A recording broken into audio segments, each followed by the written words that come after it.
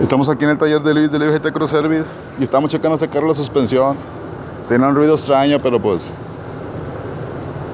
no le vi nada de raro. Y lo mantenemos informados.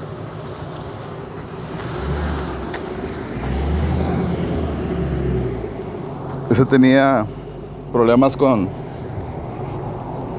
la suspensión, el carrito. Tiene una suspensión especial de aire.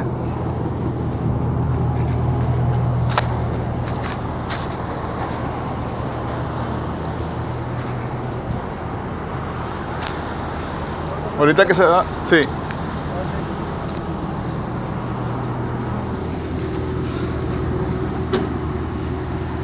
Estaba viendo el carrito y tenía algo especial en la suspensión, suspensión de aire, pero estaba viendo las llantas, son diferentes tamaños y yo lo único que le noté raro fue la presión de las llantas de enfrente.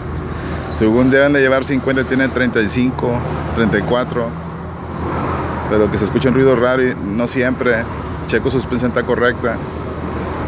A ver qué pasa más de rato. Ahora vamos a checar esa otra troquita. Esta segunda está fallando la transmisión. Y vamos a ver qué pasa con esa troquita. Vamos a checarla por computadora. Vamos de rato a ver qué tal me va con esa troca.